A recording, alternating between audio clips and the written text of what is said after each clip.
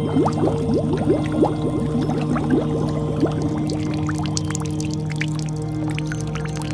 ಶ್ರೀ ಗುರುಭ್ಯೋ ನಮಃ. ಹರಿ ಓಂ. ನಮಸ್ತೆ ವೀಕ್ಷಕರೇ, ನಾನು ನಿಮ್ಮ ಚೇತನಾಚಾರ್ಯ. ಸೊ ಇವತ್ತು ನಾನು ನಿಮಗೆ ಅಶ್ವಿನಿ ನಕ್ಷತ್ರದ ಮೂಲ ಪರಿಹಾರಗಳ ಬಗ್ಗೆ ತಿಳಿಸ್ತಾ ಹೋಗ್ತೇನೆ. ಸೊ ಏನಪ್ಪ ಈ ಮೂಲ ಪರಿಹಾರ ಅಂತಂತಂದರೆ, ಪ್ರತಿಯೊಬ್ಬರಿಗೂ ಕೂಡ ಒಂದು ಸಮಸ್ಯೆ ಇದ್ದೇ ಇರುತ್ತೆ. ಆ ಸಮಸ್ಯೆಗೊಂದು ಪರಿಹಾರ ಇದ್ದೇ ಇರುತ್ತೆ.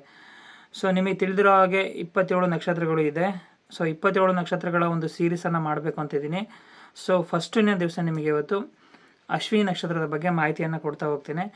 ಸೊ ಈ ಅಶ್ವಿನಿ ನಕ್ಷತ್ರದಲ್ಲಿ ಹುಟ್ಟಿರುವಂಥವರು ಅಥವಾ ನಿಮ್ಮ ಹೆಸರಿಗೆ ಸಂಬಂಧಪಟ್ಟಂತೆ ಅಶ್ವಿನಿ ನಕ್ಷತ್ರ ಬಂದವ್ರಿಗೆ ಸೊ ಈ ಒಂದು ಪರಿಹಾರಗಳು ಸೂಪರಾಗಿ ವರ್ಕ್ ಆಗುತ್ತೆ. ಸೊ ಈ ಪರಿಹಾರಗಳನ್ನು ನೀವು ಯಾವಾಗ ಬೇಕಾದರೂ ಮಾಡ್ಬೋದು, ಎಲ್ಲಿ ಬೇಕಾದರೂ ಮಾಡ್ಬೋದು. ಅದಕ್ಕಿಂತ ಮುಂಚಿತವಾಗಿ ನಾನು ನಿಮಗೆ ಅಶ್ವಿನಿ ನಕ್ಷತ್ರದ ಕೆಲವೊಂದು ಮಾಹಿತಿಗಳನ್ನ ಕೊಡ್ತಾ ಹೋಗ್ತೇನೆ.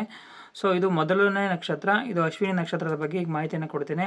ಸೊ ಮುಂದಿನ ದಿನಗಳಲ್ಲಿ ಎಲ್ಲ ನಕ್ಷತ್ರಗಳ ಮಾಹಿತಿಯನ್ನು ಕೊಡ್ತಾ ಹೋಗ್ತೇನೆ. ಸೊ ಈ ಒಂದು ನಿಮಗೆ ವಿಡಿಯೋ ಇಷ್ಟ ಆದರೆ ನನ್ನ ಒಂದು ಚಾನಲನ್ನು ಸಬ್ಸ್ಕ್ರೈಬ್ ಮಾಡಿ ಮತ್ತು ಶೇರ್ ಮಾಡಿ. ನಿಮ್ಮ ಎಲ್ಲ ಹೆಸರುಗಳಿಗಿರುವಂತಹ ನಕ್ಷತ್ರಗಳ ಎಲ್ಲ ಮಾಹಿತಿಯನ್ನು ಕೊಡ್ತಾ ಹೋಗ್ತೇನೆ. ಸೊ ಮೊದಲನೇದಾಗಿ ಒಂದು ನಕ್ಷತ್ರಕ್ಕೆ 4 ಪಾದಗಳು ಕಂಡುಬರುತ್ತೆ.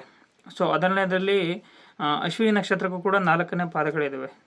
ಸೊ ಹಾಗಾಗಿ ಅಶ್ವಿನಿ ನಕ್ಷತ್ರದ ಮೊದಲನೇ ಪಾದದ ಕೆಲವೊಂದು ಮಾಹಿತಿಗಳನ್ನ ನಿಮಗೆ ಕೊಡ್ತಾ ಹೋಗ್ತೀನಿ. ನೋಡಿ, ಈ ಅಶ್ವಿನಿ ನಕ್ಷತ್ರದ ಮೊದಲನೇ ಪಾದದಲ್ಲಿ ಅದಕ್ಕೆ ಕುಜ ಅಧಿಪತಿಯಾಗಿರ್ತಾನೆ. ಕುಜ ಗ್ರಹವನ್ನು ನಾವು ಅಧಿಪತಿ ಗ್ರಹ ಅಂತ ಕರಿತಾ ಹೋಗ್ತೀವಿ. ಸೊ ಇವರ ಜೀವನದಲ್ಲಿ ಧನವನ್ನು ಕಳೆದುಕೊಳ್ಳುವಂಥ ಚಾನ್ಸಸ್ ತುಂಬ ಇರುತ್ತೆ. ಅಂದರೆ ಹಣವನ್ನು ಕಳೆದುಕೊಳ್ಳುವಂಥ ಚಾನ್ಸಸ್ ತುಂಬ ಇರುತ್ತೆ. ಸೊ ಹಲವಾರು ಸಮಸ್ಯೆಗಳಿಗೆ ಸಿಲುಕುವಂತಹ ಚಾನ್ಸಸ್ ಭಾಳ ಇರುತ್ತೆ. ಸೊ ಇದರಿಂದ ತಂದೆಗೆ ಮರಣ ಆಗುವಂತಹ ಚಾನ್ಸಸ್ ಭಾಳ ಇರುತ್ತೆ. ಒಂದು ಅಶ್ವಿನಿ ನಕ್ಷತ್ರದ ಮೊದಲನೇ ಪಾದದಲ್ಲಿ ಜನಿಸಿದವರಿಗೆ ತಂದೆಗೆ ಮರಣ ಆಗುವಂಥ ಚಾನ್ಸಸ್ ಭಾಳ ಇರುತ್ತೆ.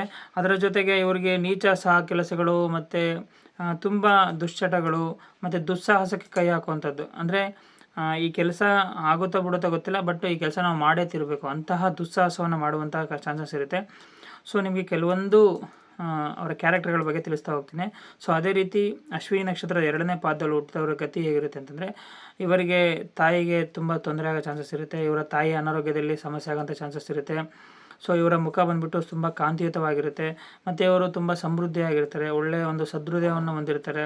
ಅಷ್ಟೇ ಅಲ್ಲದೆ ಈ ಅಶ್ವಿನಿ ನಕ್ಷತ್ರದ 2ನೇ ಪಾದದಲ್ಲಿ ಹುಟ್ಟಿದವರಿಗೆ ಸ್ವಲ್ಪ ಅಸಿಸ್ಟೆಂಟಾಗಿ ವರ್ಕ್ ಮಾಡುವಂಥ ಕೆಲಸ ತುಂಬ ಚೆನ್ನಾಗಿರುತ್ತೆ. ಸೊ ಅವ್ರ ಲೈಫಲ್ಲಿ ಸಕ್ಸೀಡ್ ಆಗೋದು ತುಂಬ ಕಷ್ಟ ಆಗುತ್ತೆ. ತುಂಬ ಸ್ಟ್ರಗಲ್ ಮಾಡಿಬಿಟ್ಟು ಕೊನೆಯದಾಗಿ ಯಾರೋ ಒಬ್ಬ ವ್ಯಕ್ತಿಯಿಂದ ಅವರ ಲೈಫ್ಗೆ ಒಳ್ಳೆಯದಾಗುವಂಥ ಚಾನ್ಸಸ್ ತುಂಬ ಇರುತ್ತೆ.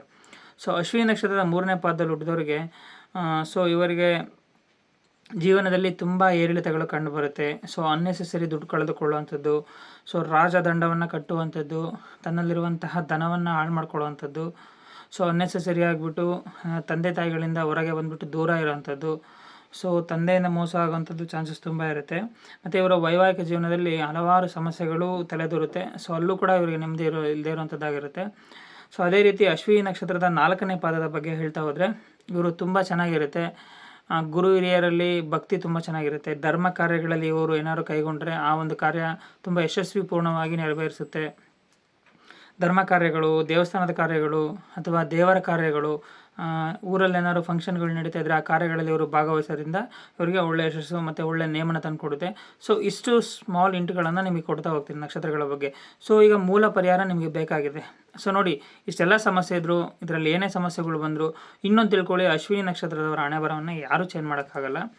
ಸೊ ನಮಗೆ ದೇವರು ಒಂದು ಹಣೆ ಬರವನ್ನು ಫಿಕ್ಸ್ ಮಾಡಿರ್ತಾನೆ. ಸೊ ಅದೇ ರೀತಿ ನಮ್ಮ ಲೈಫ್ ನಡೀತಾ ಹೋಗುತ್ತೆ. ಅಂದರೆ ಸೊ ಹಣೆ ಬರ ಹಾಗೆ ಇದೆ, ನಾವು ಚೇಂಜ್ ಮಾಡ್ಕೊಳಕ್ಕಾಗಲ್ವ ಅಂದರೆ ಚೇಂಜ್ ಮಾಡ್ಕೋಬೋದು. ಆದರೂ ಕೂಡ ಕೆಲವೊಂದು ಇಂಟ್ಗಳನ್ನು ಫಾಲೋ ಮಾಡಬೇಕಾಗುತ್ತೆ. ನೋಡಿ, ಫಸ್ಟ್ನೇದು ನೀವು ಮಾಡಬೇಕಾಗಿರೋ ಮೂಲ ಪರಿಹಾರ ಏನಪ್ಪ ಅಂತಂದರೆ, ಮೊದಲನೇದಾಗಿ ನೀವು ಆದಷ್ಟು ದಾನವನ್ನು ಮಾಡೋದೇ ಕಲೀರಿ ಜಾಸ್ತಿ. ದಾನವನ್ನು ಯಾವ ರೀತಿ ಮಾಡಬೇಕು ಅಂತಂದರೆ, ನಿಮಗೆ ಇಷ್ಟ ಬಂದಾಗ ದಾನ ಮಾಡಬೇಕು. ದಾನ ಮಾಡೋಕ್ಕೆ ಯಾರನ್ನೂ ಕೇಳಬಾರ್ದು, ಯಾರದೇ ಪರ್ಮಿಷನ್ ಬೇಕಾಗಿಲ್ಲ, ಯಾರ ಅನುಮತಿನೂ ಕೂಡ ಬೇಕಾಗಿಲ್ಲ. ನಿಮಗೆ ದಾನ ಮಾಡಬೇಕು ಅನ್ಸುತ್ತಾ ದಾನ ಮಾಡಿ. ಸೊ ಯಾರಿಗೆ ದಾನ ಮಾಡಬೇಕು, ಎಲ್ಲಿ ದಾನ ಮಾಡಬೇಕು? ಸೊ ದಾನವನ್ನು ಯಾರಿಗೆ ಮಾಡಬೇಕು ಅಂದರೆ, ಯಾರು ಕುರುಡರಿರ್ತಾರೆ, ಯಾರು ಕುಂಟರಿರ್ತಾರೆ, ಯಾರು ಚರ್ಮದ ಸಮಸ್ಯೆಯನ್ನು ಹೊಂದಿರ್ತಾರೆ, ಯಾರು ತಂದೆ ತಾಯಿನ ಕಳ್ಕೊಂಡಿರ್ತಾರೆ, ಯಾರು ವಿಧವೆಯರಿರ್ತಾರೆ, ಯಾರು ಅಜ್ಜಾಜಿಗಳಿರ್ತಾರೆ, ಇಂಥವ್ರಿಗೆ ನೀವು ದಾನ ಮಾಡೋದ್ರಿಂದ ಸೊ ನಿಮ್ಮ ಲೈಫಲ್ಲಿ ಒಂದು ಒಳ್ಳೆಯ ಫಲವನ್ನು ಕಾಣ್ಬೋದಾಗಿದೆ. ಸೊ ಹಾಗಾಗಿ ದಾನವನ್ನು ಮಾಡಲಿಕ್ಕೆ ಹಿಂದೆ ಮುಂದೆ ನೋಡಬೇಡಿ. ನಿಮ್ಮ ಕೈಲಿ ಎಷ್ಟಿದೆಯೋ ಅಷ್ಟು ದಾನ ಮಾಡಿ. ಸೊ ರೋಡಲ್ಲಿ ಹೋಗ್ಬೇಕಾದ್ರೆ ಯಾರಾದರೂ ಬಂದು ದುಡ್ಡು ಕೇಳುವಂಥದ್ದು, ಸೊ ರೋಡಲ್ಲಿ ಹೋಗ್ಬೇಕಾದ್ರೆ ಯಾರಾದರೂ ಸಮಸ್ಯೆ ಇದೆ ಅಂತ ಬಂದು ಕೇಳುವಂಥ ಸಂದರ್ಭದಲ್ಲಿ ನಿಮ್ಮ ಕೈಲಿ ಎಷ್ಟಾಗುತ್ತೆ ಅಷ್ಟು ದಾನ ಮಾಡಿ. ಅದರ 100 ಪಟ್ಟು ಹೆಚ್ಚಾಗಿ ಪ್ರಕೃತಿ ನಿಮಗೆ ಒದಗಿಸ್ಕೊಡುತ್ತೆ.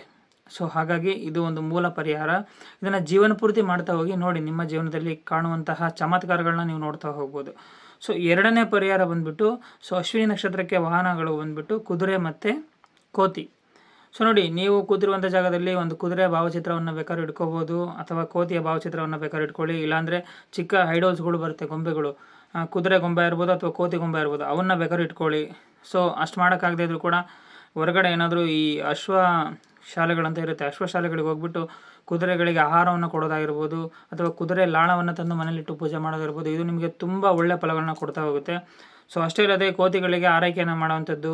ಈಗ ನೋಡಿ, ತುಂಬ ಬೇಸಿಗೆ ಕಾಲ ಇದೆ, ಕೋತಿಗಳಿಗೆ ನೀರನ್ನು ಕೊಡುವಂಥದ್ದು, ಅಥವಾ ಕೋತಿಗಳಿಗೆ ಊಟವನ್ನು ಕೊಡುವಂಥದ್ದು, ಅಥವಾ ಕೋತಿಗಳಿಗೆ ಆರೈಕೆಯನ್ನು ಮಾಡುವಂಥದ್ದು ಮಾಡೋದ್ರಿಂದ 100% ನಿಮ್ಮ ಜೀವನದಲ್ಲಿ ಉತ್ತಮವಾದಂತಹ ಬೆಳವಣಿಗೆಯನ್ನು ಕಾಣ್ತಾ ಹೋಗ್ಬೋದು. ಸೊ ಇಷ್ಟು ಅಲ್ಲದೆ ಮತ್ತೊಂದು ಪರಿಹಾರವನ್ನು ಕೊಡ್ತಾ ಹೋಗ್ತೀನಿ ನಿಮಗೆ.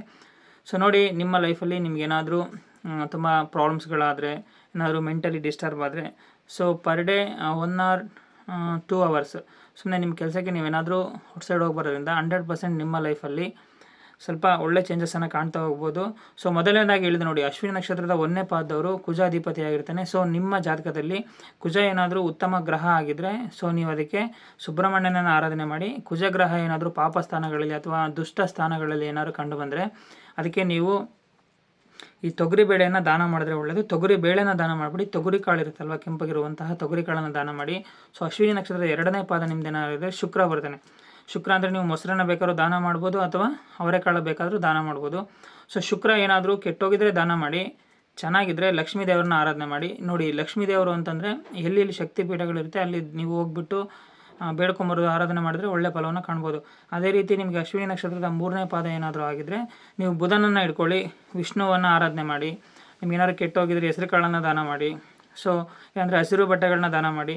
ತುಂಬ ಒಂದು ಹೋಲಿ ಪ್ಲೇಸಸ್ ಅಂತಂದರೆ ಅಶ್ವಿನಿ ನಕ್ಷತ್ರದ 3ನೇ ಪಾದವರಿಗೆ ತಿರುಪತಿ ದರ್ಶನ ಮಾಡೋದ್ರಿಂದ 100% ನಿಮಗೆ ಒಳ್ಳೆ ಫಲಗಳು ಕಾಣ್ತಾ ಹೋಗುತ್ತೆ. ನೀವು ಯಾರ ಬಳಿ ಹೋಗೋದು ಬೇಕಾಗಿಲ್ಲ.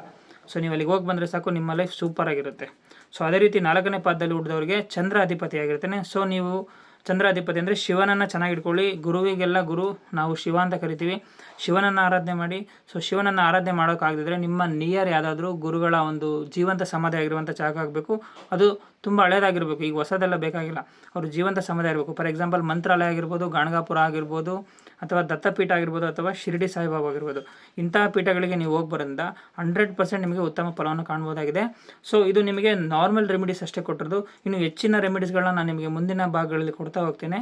ಸೊ ಈ ಒಂದು ವಿಡಿಯೋ ಇಷ್ಟ ಆದರೆ ನನಗೆ ಲೈಕ್ ಮಾಡಿ, ಎಲ್ಲರೂ ಕೂಡ ಸಪೋರ್ಟ್ ಮಾಡಿ ಅಂತ ಹೇಳ್ತಾ, ನಿಮ್ಮೆಲ್ಲರಿಗೂ ಒಳ್ಳೆಯದಾಗಲಿ ಅಂತ ಭಾವಿಸ್ತಾ ಈ ಒಂದು ವಿಡಿಯೋನ ಮುಗಿಸ್ತಾ ಇದ್ದೇನೆ. ಎಲ್ಲರಿಗೂ ಧನ್ಯವಾದಗಳು.